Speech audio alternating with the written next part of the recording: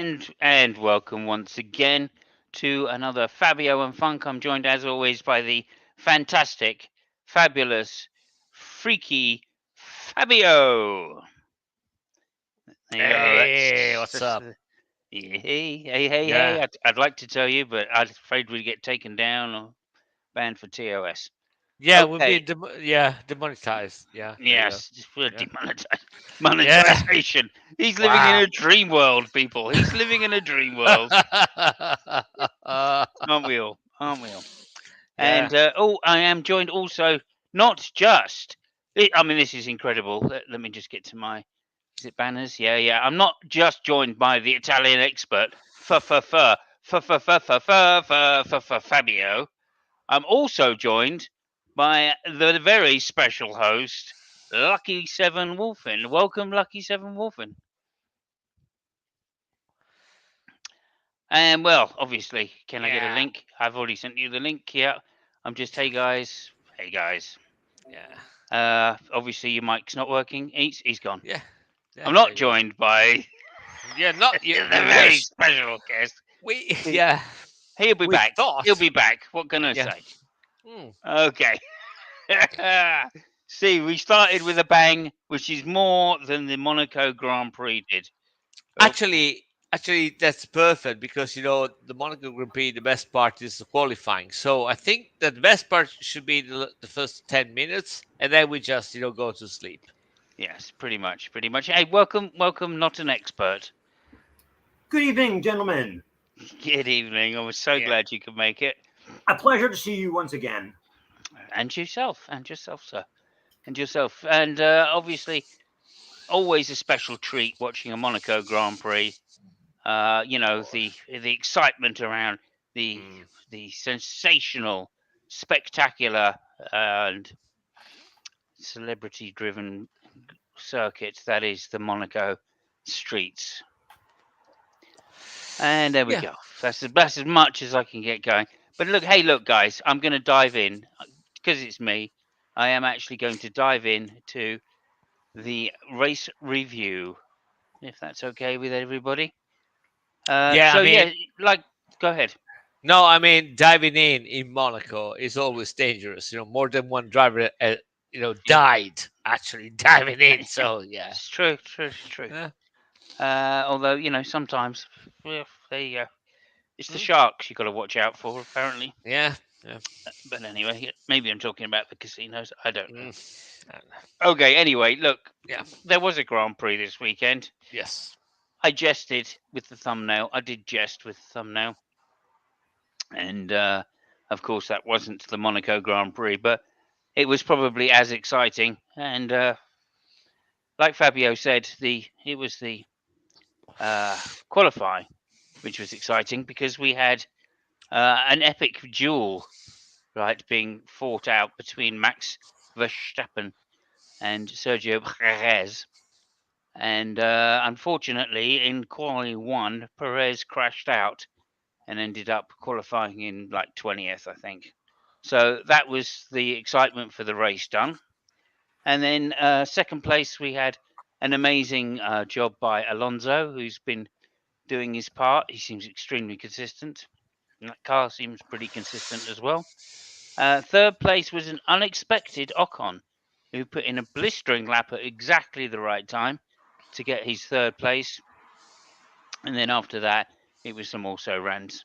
Can't actually remember. But obviously, it's Monaco. So Max Verstappen, fastest car, in first place. What was going to happen? Well, of course, what was going to happen? We all know. Max Verstappen drove off into the distance. I mean, nothing unusual there. And pretty much it went along that way. Ferrari's in fourth place, Hamilton fifth place, Ferrari sixth place. And that was to be basically the order for the next however many laps until people started crashing due to some unforeseen circumstances, uh, which was quite amazing. It was a little tardy. These cars around Monaco are too big now. 100% they're too big. And that was demonstrated by back of the field, the Hasses and the Williams getting together several times. Stroll really finding it difficult. But causing damage on his car early and then finding it really difficult to drive after that. Again, as I said, Haas, Williams, Sargent, very unlucky. He literally was taken out of the race and could do nothing about it. That was pretty much the end of his race as well, with floor damage for him. Stroll complaining, although driving into somebody at the same time. It's amazing, amazing.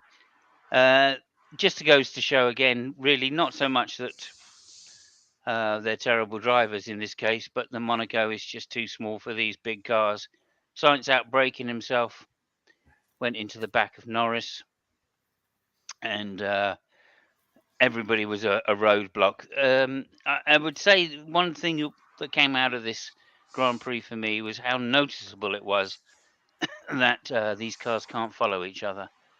And exactly the same order went for maybe 40 laps or so. There was so little overtaking. When it was extremely rough, and really relied on the other driver to get out the way more than it relied on the skillful overtake. Nonetheless, one moment.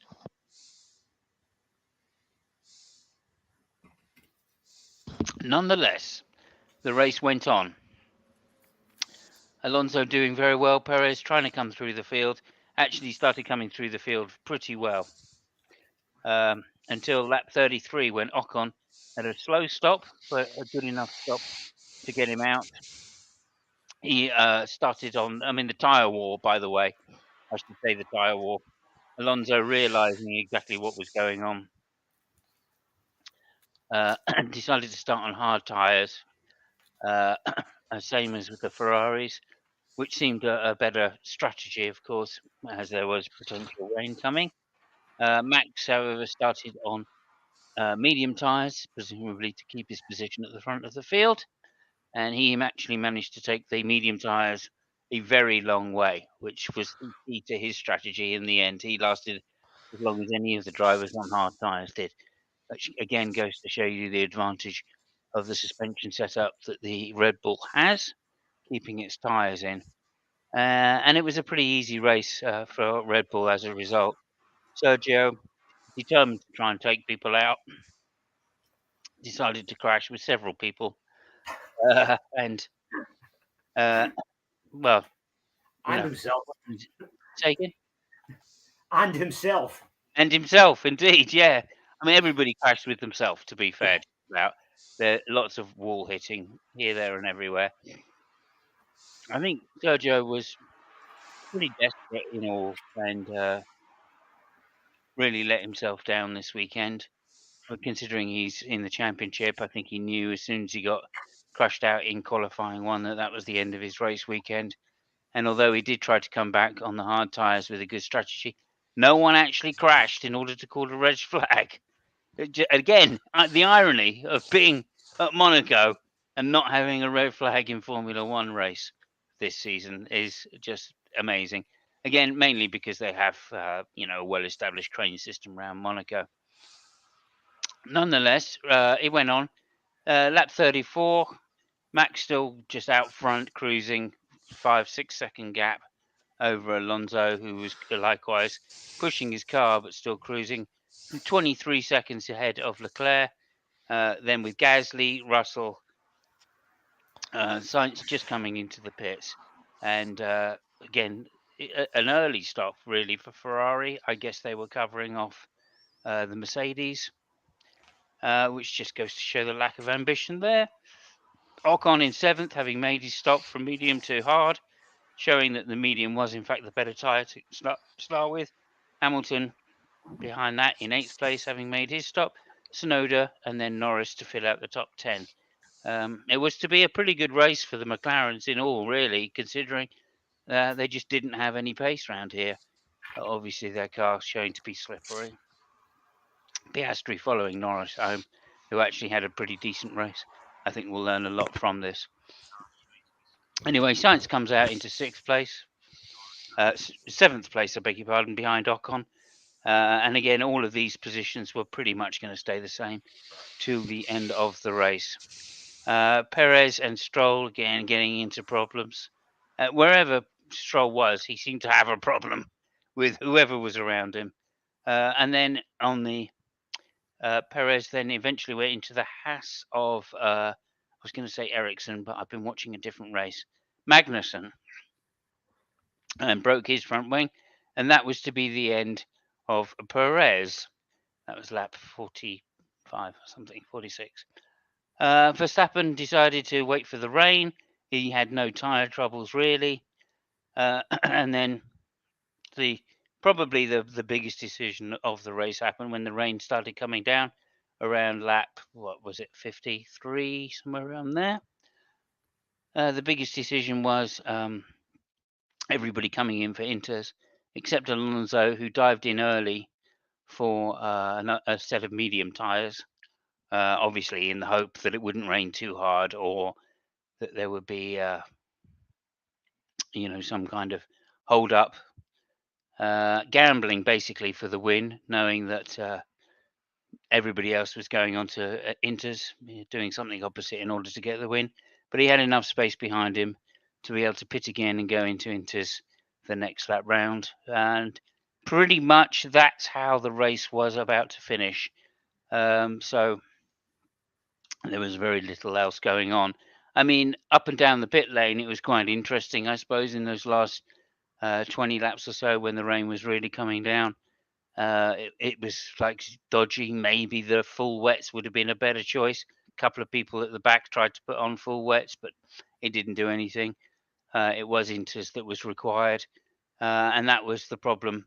I think the Ferraris also then made their choice to do the same strat as Alonso to gamble, and the gamble didn't pay off. They had to come back in for inters.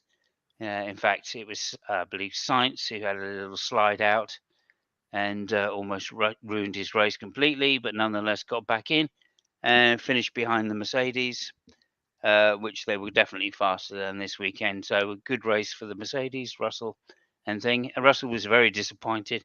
He thinks without his little incident with Perez, then and lock up into turn one, he thinks he could have had a lot better race and been ahead of potentially Ocon, but whether that's to be the case or not, I don't think so. Ocon drove a perfect race, really, considering.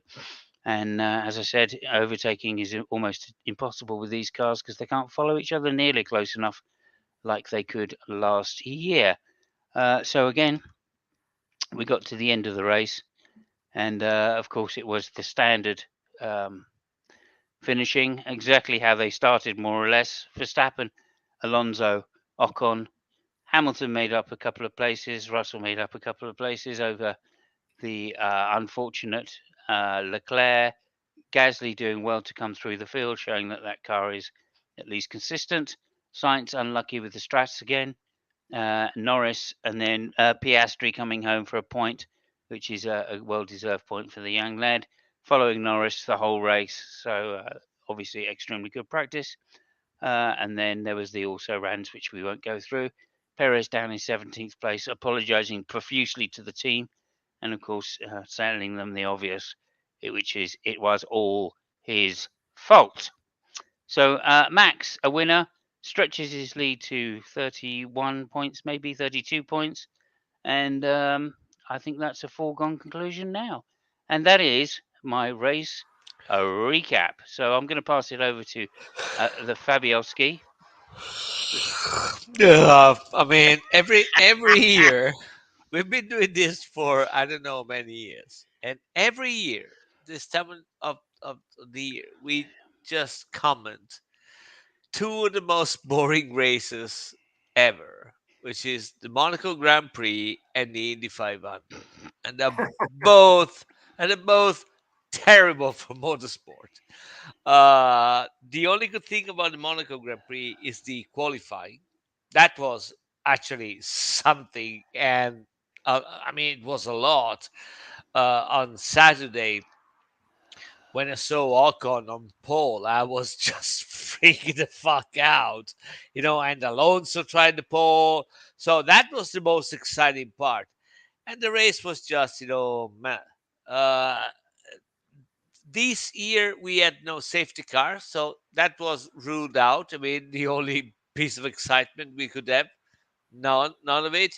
Even the rain couldn't make that race interesting because I mean the cars are too wide. They count. They even the drivers are not. I mean, the only good thing about Monaco was that you were supposed to see how good a driver was, and even this year that didn't happen. I mean, if you look at the qualifying, they were all within less than a second. You know, the first 10 cars, I think. So, I mean, that means that even the drivers are not with this kind of cars. They don't really. They're not really, that important. Even less so than they used to be.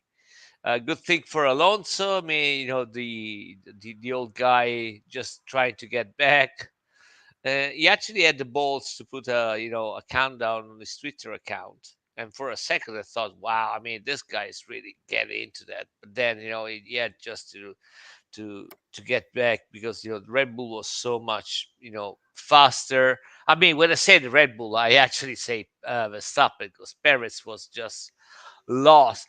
I mean, and that's pretty much it. I mean, the only thing which consoles me is that I know for a fact there is at least one person which had a worse Sunday than mine watching the race, and that was Serjan. I think the guy realized that it was really like a fish out of the water.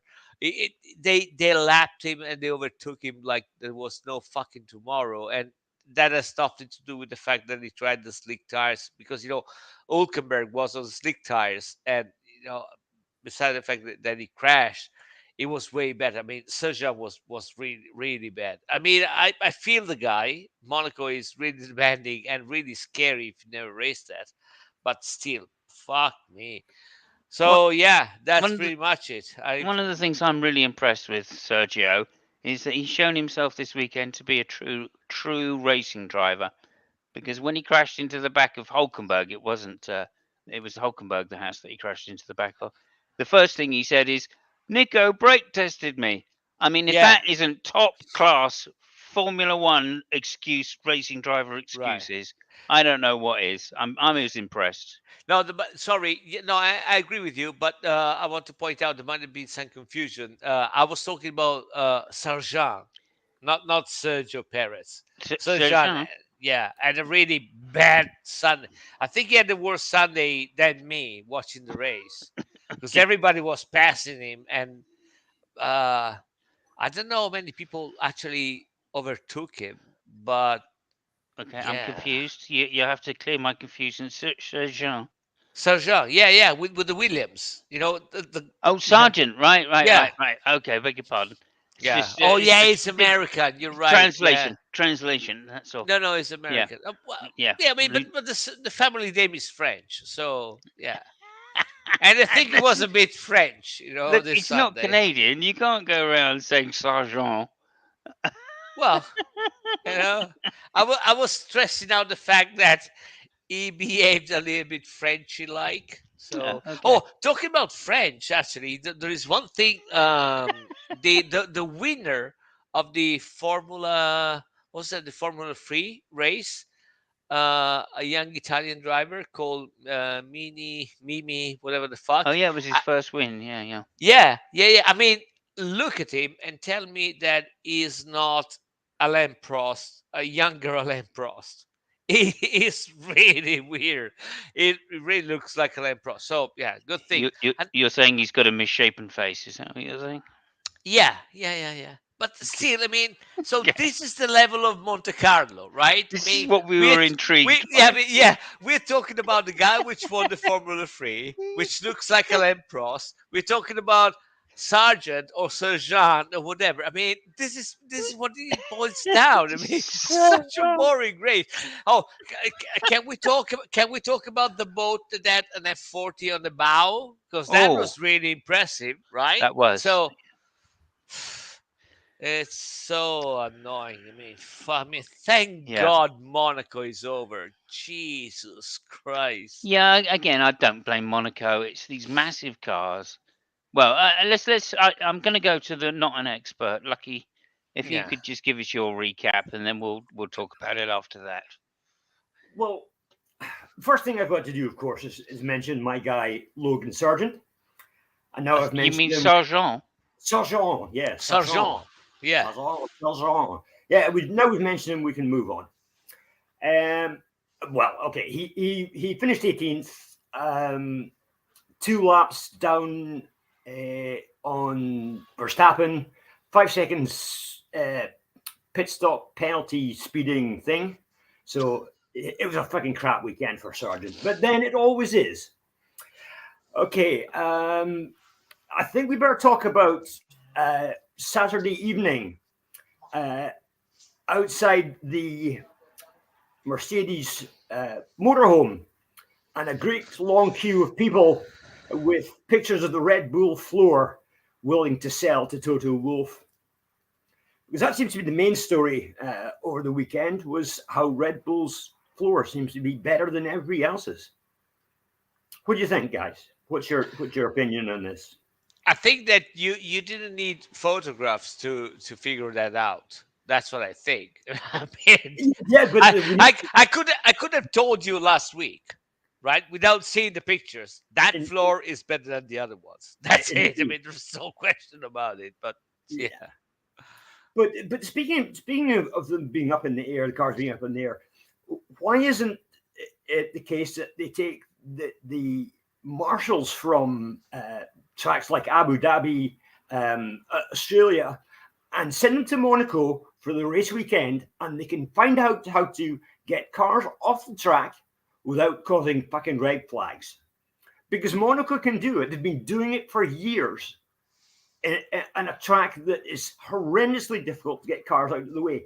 But none of the other tracks that are in the same position are learning from them. And they should be.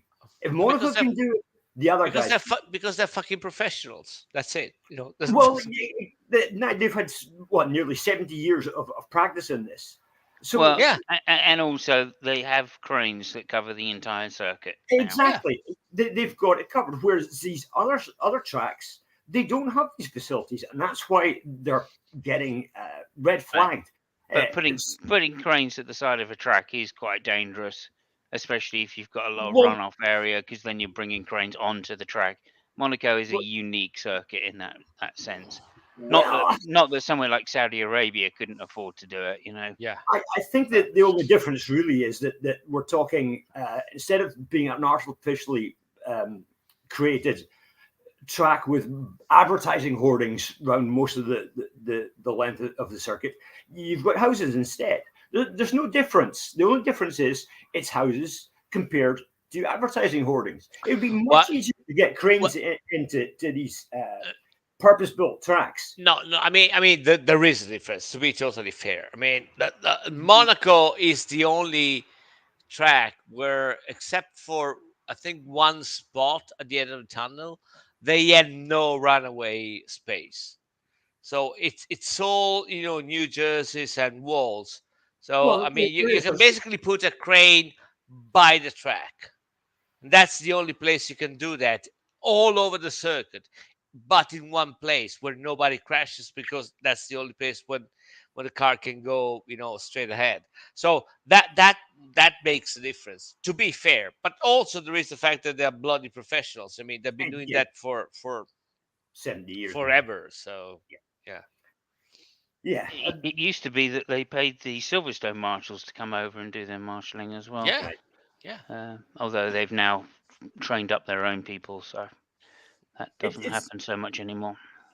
It's interesting that we talk about it being an absolutely dull and boring race. Yet, if you go and watch the retro Formula One cars racing at Monaco at the retro weekend they have, those guys are giving it their all, and the racing is exciting. Hmm. It's really exciting. Yeah. They're overtaking. It's not like watching the procession that we saw yesterday. There is proper racing going on, and if they can do it as part-time drivers for the most part, why can't these guys do it?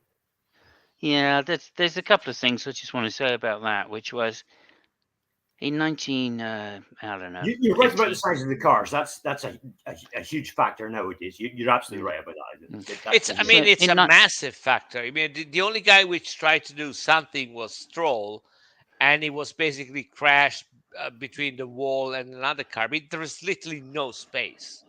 I've been to, last time I've been to Monte Carlo was last year, and every time I go there and I walk, by, where the track is, I'm always flabbergasted by how narrow it is, and I always wonder how the fuck those cars can actually drive there. It's really, really, really, really tight. So mm. Well, so one of the things I noticed, I mean, for a start, the lap times are down to how it was in the early 80s. yeah. Like we're doing 111s or whatever. I think Hmm. there were 110s back then or 109s. And obviously the track hasn't changed too much, although they did retarmac it this year Yeah. for a large part of it anyway. But one of the things that I do notice is that the lines, everything, the onboard is exactly the same. I say exactly the same. Is very very similar to the Senna onboard lap from all those years ago. I think Yeah. it was whatever it was, 85 And maybe. one slightly Yeah. changed. 84. And it's very interesting to me that they're trying just as hard, right? Obviously, the cars have improved a lot over the years. They've got bigger, they're heavier, so that means that they're really putting a lot more energy in now than than Senna did in his Honda, in his Yeah. Williams Honda back then. But nonetheless, there was no overtaking back then either. I mean, let's not kid ourselves that this has been a No, no, great no, no, circuit no. over the years, right? No, no, you're right. I mean, there was never any overtake. I mean, there were. I mean, Strategy overtakes, but if not. okay, so if you were lucky, you might see one or two Mm. overtakes per Yep. race, and usually it was either at the end of the tunnel or maybe at the San Devote, after the straight. I Hmm. mean, those. Or actually, there was another point before the Loews Hotel. The right corner. Just going down to Yes. the casino. So I mean, Yes. if you were lucky, you could see something there, right? Hmm. Now you can't see that because, well, first of all, the cars that, as I said before, the driver is less important than the car in a spectacular way, Yeah. and also you can't fucking fit them. Look at some images from the 80s or the 90s, and Yeah. Yeah. when you Hundred see percent. two cars side by side, you can actually fit two cars side by side, and there is a little bit of space. Now there is no space. You can't fit the two Mm. cars on the Agree. side, so it's Agreed. And I'd also just wanted to say this.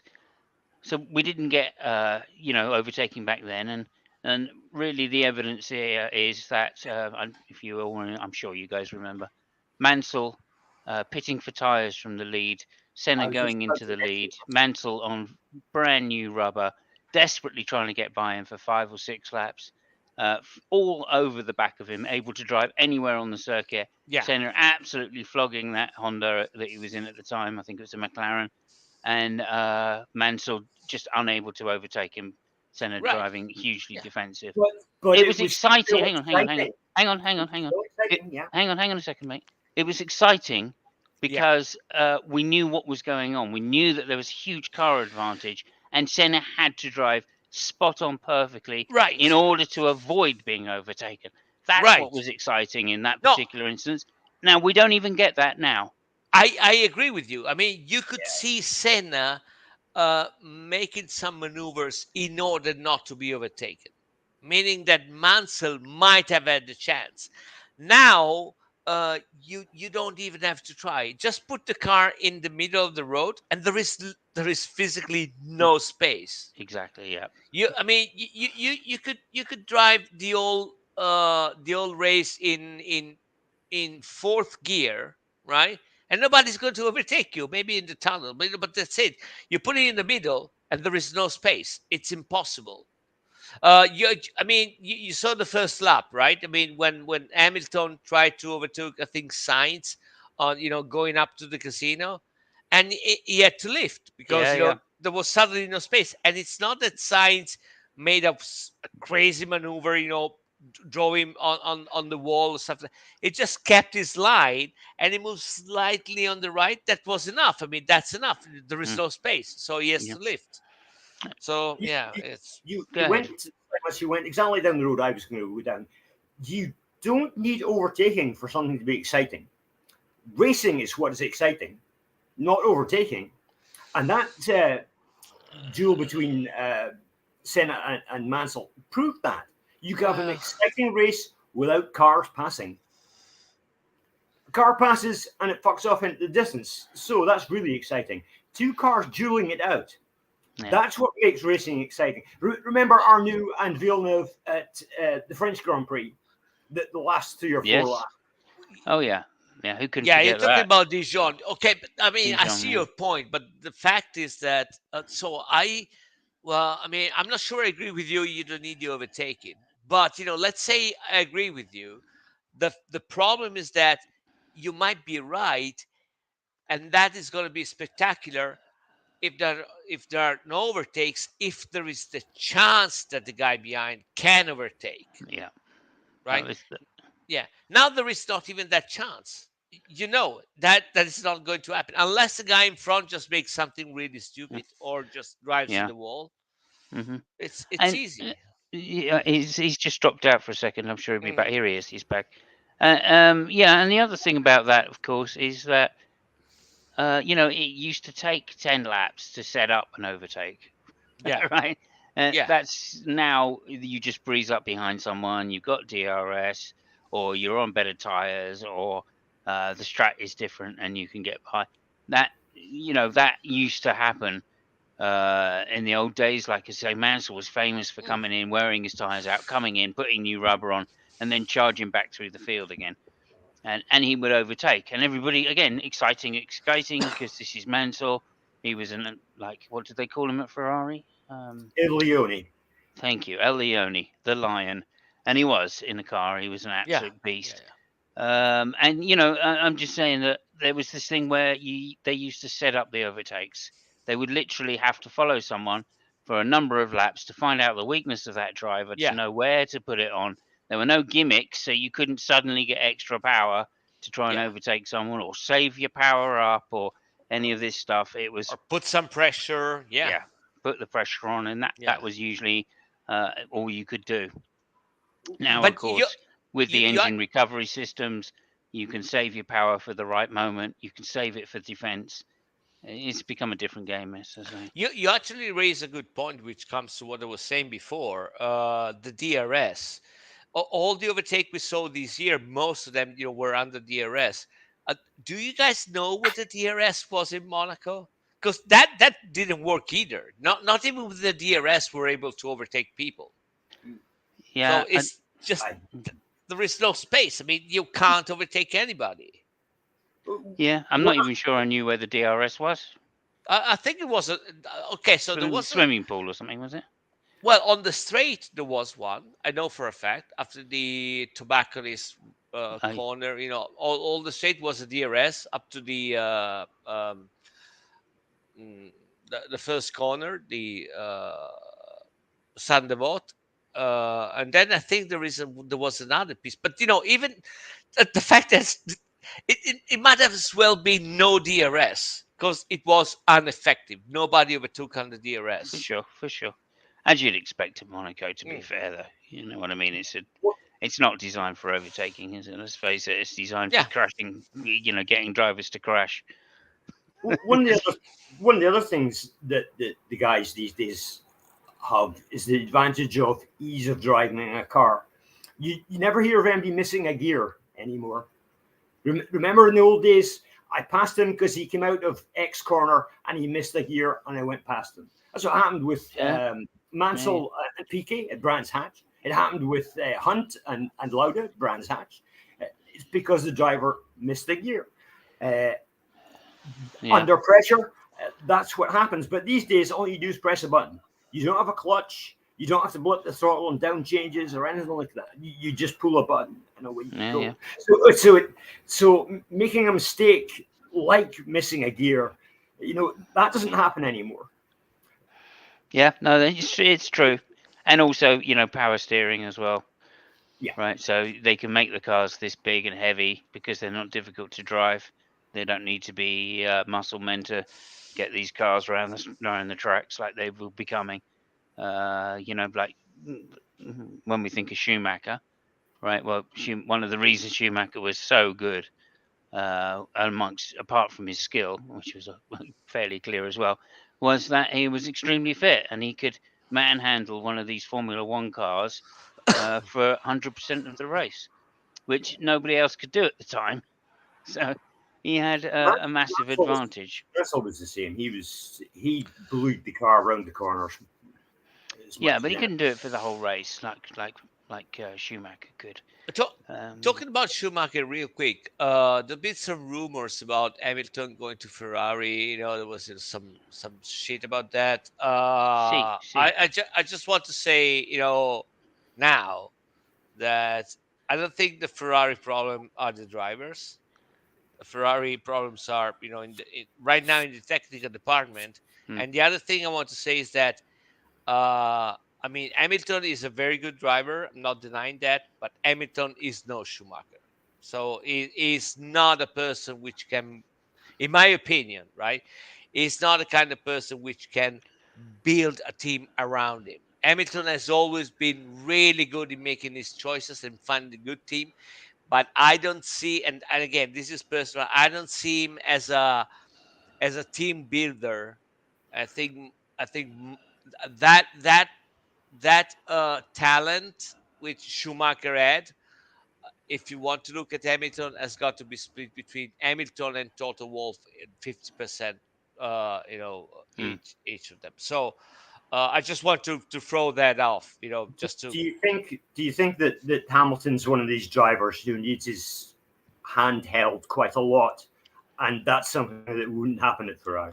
No, Hamilton is a kind of driver, and I'm sure that Samus would agree with me. Hamilton, the peculiar thing about Hamilton is that he doesn't look like a racing driver, meaning that all the big ones that are associated with that Lewis, like Michael, of course, and Sebastian, all these people, when they were driving, well, I mean, Sebastian the last year not so much, but when they were driving, they were 100% committed racing drivers. Hamilton, especially now, but I think that has happened like the last 2 or 3 years. Save for the battle with Max.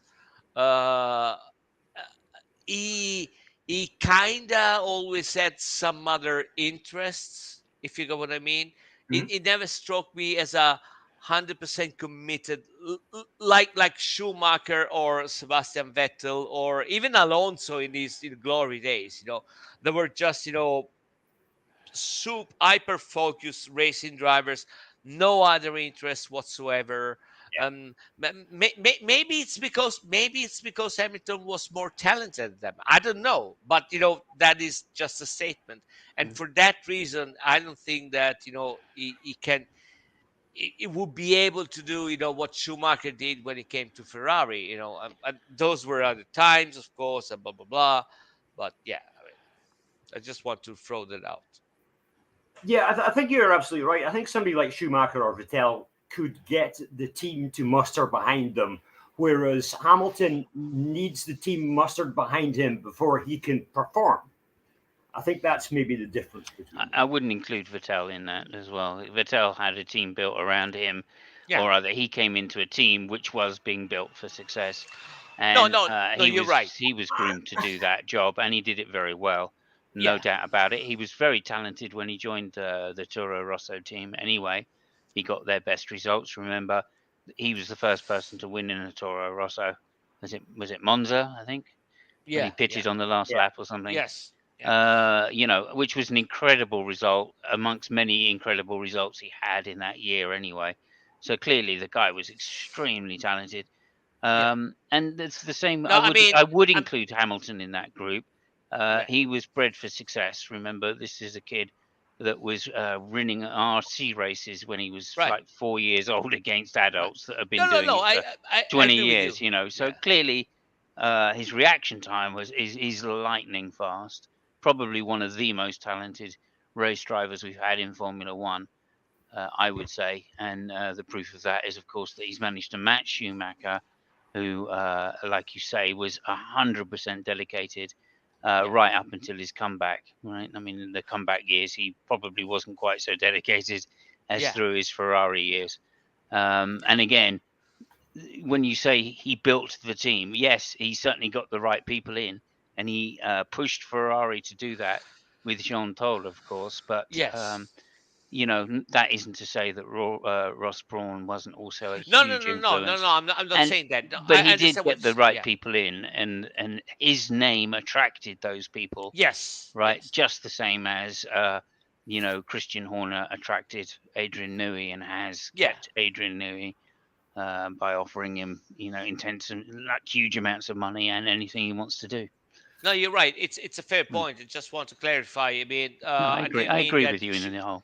Yeah. I didn't mean that Schumacher be the team, but Schumacher was part of people which managed to be the team. Him, Jean Todt, and Ross Brawn were, a collective, and they were all driven by the same thing. And the other thing, I just mentioned Vettel, and I thought about Vettel in the first year at Red Bull, just to throw out a name, in recent Mm. years. I should have said Prost, actually, Yes, yes, or yeah. yeah. So Again, only in the early years. or Again, in the Senna, later years. if you want to get a little bit more behind. Yeah, I know Senna obviously was the man that was Yeah, 100% into it. right. It was a shame about the FIA at that time, unfortunately for Senna. The fact they were so far behind Prost. But you're right, Prost was 100% into it again. Again back then, I think the chances of dying in a race was quite Yeah. high compared to now, and therefore, if you didn't have 100% attitude, you probably shouldn't have been racing at all. Hmm. So that probably goes for most of the thing. The difference being that Prost, Senna, Mansell, Hakkinen, quite a few of those early guys, or Yeah. the 80 guys, they were extremely talented Yeah. as well as being physical beasts. Yeah. Which could manhandle a gun. Hunt is a really good example of someone who's incredibly talented driver, and yet absolutely Couldn't fucking give two fucks. yeah, absolutely feckle, Couldn't give right? two fucks. Yeah. Yeah, yeah. I mean, I just remember the pictures of him getting out of a car after a race win, and then one of his engineers giving him a cigarette. Yeah. Yeah. You're like, oh, okay, mate. Yeah. And at the same time, there was a girl giving him a kiss and a bottle of champagne. Yeah, if not two. Yeah, exactly. Yeah. I think this is one of the reasons why Enzo Ferrari really loved motorcycle drivers. And I think so. The only person which won, a MotoGP title, well, a big bikes title and an F1 was Surtees, and Enzo Ferrari was famous because he really loved motorcycle drivers because especially at the time, if you were riding a motorcycle, Yeah. fuck me, you were bloody committed because every corner was just like, I don't know what's going to happen. Yeah. It's Very true. The bikes Yeah. were a little bit hairy, to say the Yeah. least. Talking about bikes, just remember to leave me 2 minutes at the end of all of this because I got Okay. something to show you guys. Thank Just you. 2 minutes. I'm gonna need We'll 2 do that. minutes. We will do that before Lucky's outro then. Yeah. So that's no. What Which else? I think might be time to do now, right? Because We're getting closer, I think. I mean, okay. we're going to find out exactly what the next race is. Barcelona, I think, next week. Yes. Can we talk about one last thing And- really quickly? Did Yes, please do. Alonso's pit stop choices or his team's stop choices cost him the race? What do you think? No. No. Gave him a chance to win it, but didn't hurt him at all. Yeah. Okay. In fact, it was the perfect gamble, I thought. A typical Alonso thinking from the car. Right, he's put Actually, dries on. Alonso If it dries out, we're in a good Alonso place. was pissed because he wanted the intermediate. I think it was a team decision, but regardless, they just tried. At the time, it was still unclear as to how heavy the rain was going to be. Yeah. That's the key thing. Yeah. And I think if he'd put Inters on right at that moment, it would have been too early. But like they were saying on some broadcast, or someone said maybe Peter Winter, said, if they'd just waited one more lap, it would have been obvious. But again, Yeah. it made no difference because he had 22 seconds on Yeah. the car before him, which also had to pit as well. So I think it was a really good strategy call. I was surprised that they put mediums and not softs on, but there we go. That's just me. Okay, moving Yeah, on. moving on. I think we'll do. Do you want to do you first, or and then we'll do Lucky's mystery? No, it's okay. I mean, I really need 2 minutes, but yeah, Yeah. just at the end of it because it's not going to Okay. be F1 related. Okay. Should we? So We're going to wrap that up there then. yeah. Thank you, everyone. As I say, we got Barcelona next week. We should have. It should be a lot more interesting as the Mercedes floor has been fixed allegedly. I don't know if you've seen the pictures of the Mercedes floor, Mhm. but it's looking extremely Red Bull-esque. There's only one slight difference, which is the vertical expansion, which the Red Bull has. And I'm expecting now everybody's seen all of the floors. I'm expecting Ferrari to make a step forward and come with a new floor in the next couple of races as well. They're going to come with a new floor in Barcelona. That's Yeah, the reason why. I mean, Toto Wolff was pissed about the picture. yeah, Red damn Bull right. were pissed. In Ferrari, they were not so pissed because they said, fuck it. I mean, that's the old one. We're going to bring a new one in Barcelona. So fuck you. That's all. Yeah. Yeah. Well, I mean, now the secret's out, right? It's Yeah. that little step project that the Red Bull floor has is the key to their top speed. That's why it stalls, right? As well as it does, right? Yeah, When they got they a open the third wing. wing. They got a third wing, but you know what? I the thing which and I saw all the thing, everything, what happened with the crane, all this stuff. Hmm. The thing which to me was more interesting was the fact that when they lifted the Mercedes, Mm. the car fell down on the back. Yes, I When they noticed. Yeah, lifted the Red Bull, yeah, it was leaning on the front. yeah, To me, that was the single most interesting thing, That is from the interesting. technical point of view. yeah. That is so way more than So, the new angles of the hmm, suspension and all that shit, which yeah. is pretty much explainable. But the weight distribution, the way it was done, to me was, oh, okay, that's really interesting.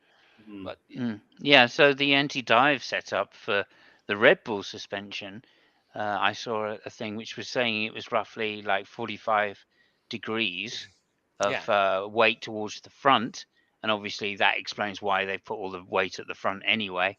If they're underweight, potentially they may have weighted the front to do that, yeah, which obviously is then playing into Verstappen's hands over Perez and explains why Perez has been struggling so much. Number one. And number two, Mercedes have gone from 15 degrees anti-dive to about 30 degrees yeah, anti-dive yeah. in the thing I saw, and still not enough, obviously. But of Oh, course, because uh, they've got their driver seating farther forward, they're not going to be able to get any really sharp attacks like the Red Bull does. So there's no hope this year for Mercedes. Let's yeah. just say that. I don't think there's any hope for any of the teams other than Red Bull because that car Oh, no, is no, no. set up so specifically for Verstappen that there's just absolutely no chance. I mean, it's not Verstappen. It's not the car is better. I mean, there are two championship right now, but yeah, I wouldn't say Yeah, well, it's Verstappen. set up for Verstappen. That's the Well, point. I mean, it's set up Early for in the year, Verstappen. not so much, right? Not so much. Yeah, I mean, yeah. Also, Paris can, forget about Monaco, but also Paris can, race that car. Which, I mean, with all due Hmm. respect to Sergio, I don't see him as a top driver in the same class as people like Russell or Hamilton or Sainz or Leclerc. So the fact that he's Hmm. constantly ahead of those guys speaks Well, volumes about the car. So I will remind you just briefly of a young Sergio Perez in, I think it was a Sauber he was racing round Japan, and where he came, don't know, maybe third, something like that, second. No, he could yeah, have won the race, and he ended up coming second, driving an incredibly fast race, really consistent on a car which should never have been up the front end of the track, let alone in such a podium position. And I think he lost, maybe he came third or something, right at the end of the race because the tires wore out, whatever. But, Yeah, so, I mean, Kimi Räikkönen won a world championship, so. Okay. Come on. Okay, He had a carry breakup. on. We were Moving on. talking Moving about on. a cyber. Moving on. Yeah. Okay. Yeah. Moving on. So over to you, Lucky. If you wouldn't mind, I'm going to just put you and highlight you. You got 5 minutes, Lucky. Oh, Go. jeez. All right. Okay. Yes. Nothing like a bit of pressure. Okay. No, It's no interesting pressure. we were 5 talking minutes. about very talented driver and who's the best driver. Now, there's different ways of looking at this. There's the amount of race wins, which Hamilton's got at the moment, 103, I think. And then you've got Schumacher with the most titles, Hamilton second. But let's look at things another way, shall we? Race starts to race wins ratio. Okay, so if a driver starts 100 races and wins 50 of them, he's got a 50% win ratio. Now, the question this week is what 3 drivers have the top start win ratio? That's races started. Yeah, I think we've got the question. Yeah, we've got the question there. Okay. I would like. Hang on. There's 3 names we're looking for. Top 3. 3 names. Yeah, top 3. I heard you. I'll take them in any order. Okay, Doc. Okay, I will give clues. There'll be DRS zones as usual. Okay. If I could just get in there quickly. Okay, you go. If you wouldn't mind, thank you so much. Bob Elvis, this is particularly for you, GXM as well. But Bob Elvis, if you want to just write some names in chat, we'll wait for you before we start giving any clues and stuff. And that's just what I wanted to add. Go ahead. No, you go. Keep going. Well, no, that's just it. I just want to get Bob Elvis in there because he's obviously our viewer, and with a lot of Formula One information. So I don't know if he wants to take part in this, but we're looking for the top 3 drivers of win ratios over starts. Start ratios, yes. Yeah. Okay, and then you'll give clues, etc. So I just want to say this: Fabio and I were not going to guess until after Bub's had a little go. If you can respond, Bub. Okay. And Bob, also remember that points for this will be awarded arbitrarily, so you might do very well. Okay, well, and Fabio, if you want to write yours in private chat, right, top 3, and then I'll do mine without looking. I'll trust you guys. I mean, we don't need to take it that seriously. Yeah. Again, points are going to be awarded arbitrarily, so I mean, it doesn't really matter. No, it doesn't. I mean, there's got to be someone which raced something like 3 races and 1, 2. No. Someone thinking about that kind of shit. You know? I'll count that. The top 10 actually doesn't contain anybody that did anything like that. So, but while you're thinking about it, today's trivia. We've all seen the Rush movie, which was the story of the '76 World Championship season, Niki Lauda and James Hunt. You'll remember at the last race, they highlighted James Hunt's hand being sore because the gear stick had broken and he had to change gear with the sharp end of the gear stick. This was bullshit.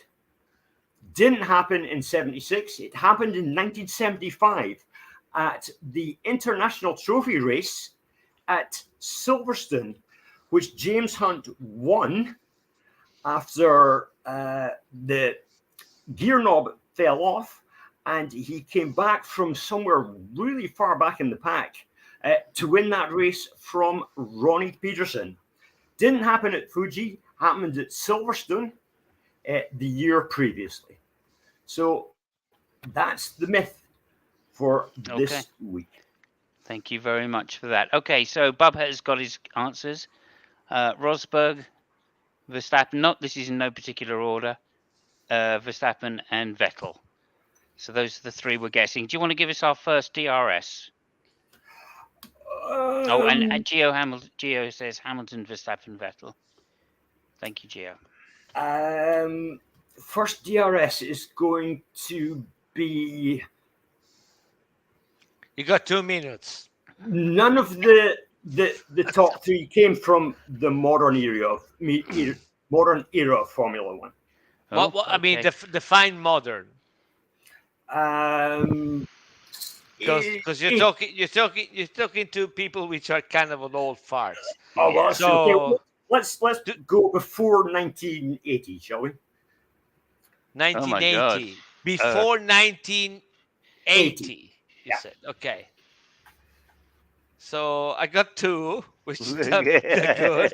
2 are good. 2 are still good. Well, actually, the first one might be it's close by, but yeah. Okay, so okay, I would say. I mean, I'm sticking with my. I'm sticking with my wild horse there. I can't remember the guy's name. Out of all the answers we've had so far, only one of them is right.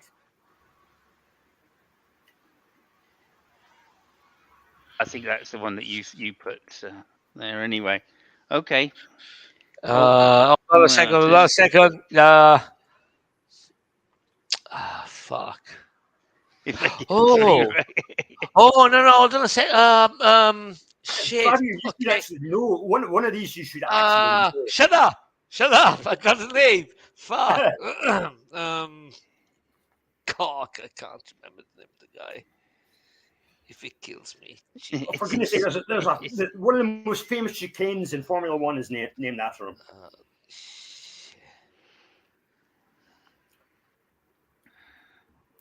Okay, you know what? I'm gonna do this and fuck you guys.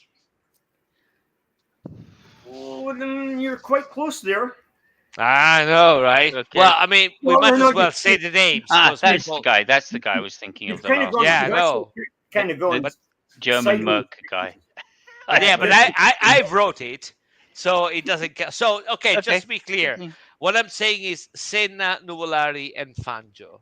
Okay. No, you've actually named 2 of them, but Oh! you've named 2 of them, but not in the same space. What do you mean the same space? Well, What you the wrote fuck Clark, does it mean? Vettel, Lewis, and then you gave us Senna, Nuvolari, Fangio. So you've got 2 of them within those 6. Right. So I said Clark, Vettel, Lewis. So Clark, Stewart, and Yep. Fangio. You're well, you're 2/3 the way there.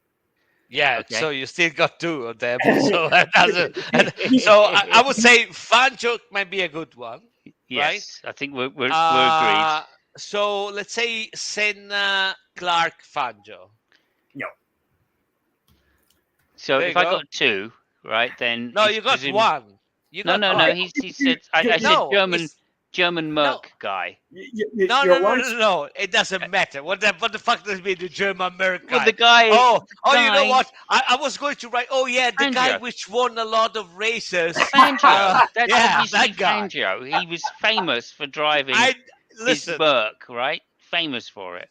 I wanted to write. Oh, those 3 guys which won a lot of races. Was Fabio, come on. Look, we're not being too strict here, okay? Yeah, we kind of are. Yeah. I couldn't remember the guy's name. That's all. Okay, third, the last of the DRS zones. I'll name the countries that they all came from. Yeah. We've got Britain, Scotland. Argentina. Well, yeah, Scotland, and Italy. Yeah. Argentina, which is Fangio, and Italy. So, who's the best Italian driver? Well, we got to find one which had an astonishing record. So, Monza chicane. I don't know What's the the name? names of the Monza chicane. I don't know the names of the Monza chicanes. What's the name of Monza them? chicane. Mhm. There is a Tosa Rivazza, Parabolica. Regazzoni. No. Regazzoni was it wasn't even Italian. It was Swiss. Yeah. Uh, I hope he's fucking Italian after I said that. yeah, I Yeah, know, I right? bet you he's Yeah. not. Perfectly Italian.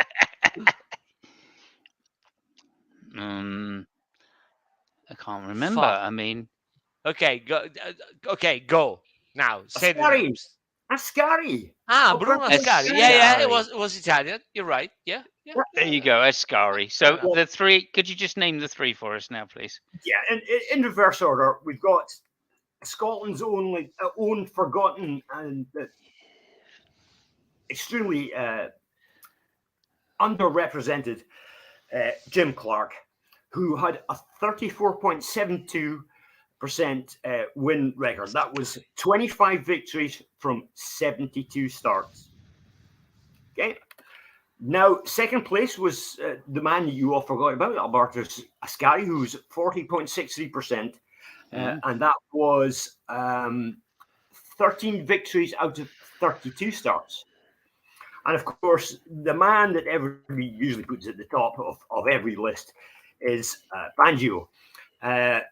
He had a 47.06% ratio, and he had 24 wins from 52 starts. The one that I remember, and you didn't. So German Merc guy doesn't count. Fuck you. Yeah, he was Argentinian, not German, but that's pretty much the same thing as far as I'm concerned. Yeah. Just So to- the only just thing to- you got was Guy, basically, right? So yeah, No, Merc. Merc. He drove a Merc. Did he drive a Merc or not? Well, yeah. Eventually, yeah, he drove a Merc. Yeah, Okay. not only a Merc. What else? it's quite. It's I quite, think it started with an Alpha. I'm pretty sure it started. Oh, with yeah, I no, mean, you're right, everybody yeah, was riding an Alpha with there. That was, fair or a Maserati, maybe. Yeah, Maserati. I'm pretty Hmm? sure he drove a Maserati, Fangio. Yeah, it was pretty Okay. famous for that. I thought Anyway. someone was going to say Sterling Moss as well there, but well, you know. let me go. You actually did quite well with the names you put down. You got pretty much the top 10. However, we'll run through the top 10 real quick. It's Max Verstappen, Sterling Moss, Ayrton Senna, Alain Prost, Jackie Stewart, Michael Schumacher, Lewis Hamilton, Jim Clark, Alberto Ascari, Manuel Fangio. Interestingly enough, about half of those are British. Isn't that interesting? That is. No, yeah. it is. No, it isn't. It's Anyway, fascinating. Okay, thank you so much, Lucky. We really appreciate that. That was interesting. And there we go. We did quite well considering as I it goes. think you got the most of the names. Nuvolari, surprisingly, not in there. Yes. You think he'd be an obvious one, but no, he must have been just outside the top 10. But Probably quite a lot of car breakdowns more than anything. Jackie I- Stewart, a great day for motor racing. Jackie, would Jackie and Jim both have beaten that had they gone on further? Because remember, both of them left Formula One at the peak of their career, really. Poor Jim Clark. Not was Jackie, no. Jackie had lost the will because, as he stated many times, he'd lost too many friends by I 73. I think after witnessing the state of Francois, what's his name, Sever. Sever. Yeah. I think after. And I think one thing that should also be pointed out is Jackie Stewart really is the guy that modernised Formula One to becoming a much safer, thing. He improved track safety and car safety, and really was very forcible about doing it as well against the FIA's wishes. I think he was probably one of the first drivers to use his name to make a career out of life after Formula One as well. Well, with yeah, all the stuff he did. Yeah. I mean, he really did sell himself. Clark did as well, by the way, just to put that out there. Clark went to work for big business straight after his career, using his Jim name Clark. as Didn't he? Jim Jim Clark. Clark. Yeah. Jim Clark died at Hockenheim in a Formula 2 race. He didn't do anything Uh, after Formula 1. okay. Yeah. No, I think you're right. Actually, I do remember he was Oh, working definitely. for an aircraft company though. um, Yeah, I, I think that was something to do with Colin Chapman, because Colin Chapman had an aircraft deal with Beechcraft or one of these kind of oh, companies. okay. Okay. Yeah. Fair enough. Fair enough. Okay. Just It's looking on the Jim internet. Hang on a sec. Lee Wallard had a 50% win percentage in F1. Clark. You know, Fucking See, Lee Wallard. I two told you there was somebody like that. Told you, there must have been somebody. Right. Okay. Look, we're going to go to Fabio. While we're Yeah, at Fabio, if you want to just check that out for us, Lucky, and which is obviously higher than then Fancho. Yeah, than I Fabio. knew there was somebody like that. Somebody which Okay. We'll see. Okay, I'm going to share this screen now. Yep. There we go. So yeah, I mean, really briefly, 2 minutes. I just want to talk about something. The only thing which really interesting which happened last weekend. There was this fantastic thing which happened in Italy, the MotoGiro d'Italia. 200 people riding motorcycles through, mostly Tuscany and yeah, part of Italy.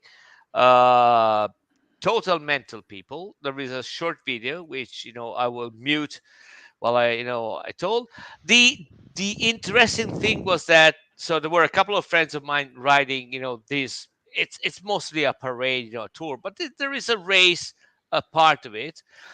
The reason why I wanted to say that, first of all, you can see the images. It's beautiful. People had a lot of fun. You can ride with old bikes, new bikes, all this stuff.